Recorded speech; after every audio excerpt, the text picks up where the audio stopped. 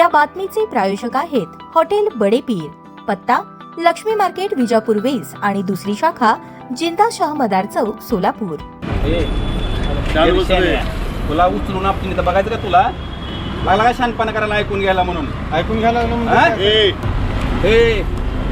घ्यायला म्हणून लय करू नको। एक जर लात घातली का तुला 2 मिनिटात कळेल।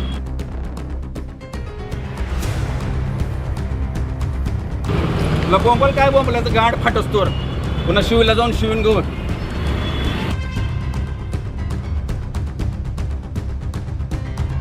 गाडीत घालून घे तुझा मोबाईल बिबाईल तुझ्या।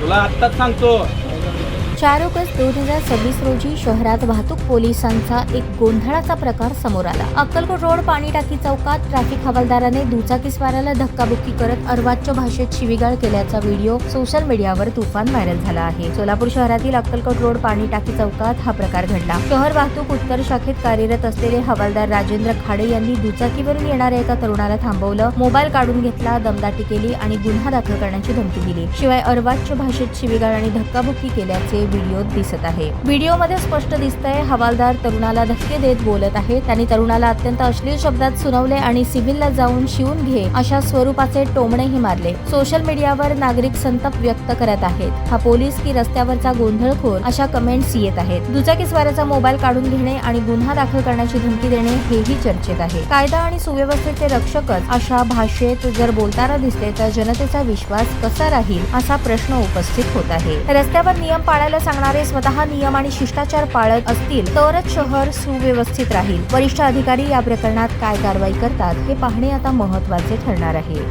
पूर्वी ट्रॅफिक पोलीस कर्मचारी आणि एका तरुणामध्ये वाद झाला होता। काय नेमका वाद होता, काय पाहिलं तुम्ही? मी नेमकं तिथंच होतो। एक सामान्य नागरिक होतं, त्याला ट्रॅफिक पोलिसांनी काहीतरी नियम तोडले म्हणून अडवलं होतं। ते त्यांचं काम करत होते, परंतु मला वाटतं की दंड केला पाहिजे। ज्या पद्धतीने ते वाहतूक शाखेचे कर्मचारी त्या नागरिकाशी बोलत होते ती अतिशय चुकीची पद्धत होती। एक तर कायद्याचे रक्षण करणारेच लोक तिथे भीती दाखवत होते की तू जर असं केलास तर तुझ्यावर खोटा गुन्हा दाखल करून तुलाच आत घालेल, तुला घाणेरड्या पद्धतीने तुला तुझी फाडेल, तू सिव्हिलला जाऊन शिवून घे, तू कोणाकडेही जा, काही फरक पडणार नाही, जास्त मस्ती करू नको। आणि त्याच्या अंगावर धावून गेले आणि त्याला चापड सुद्धा मारली त्याने।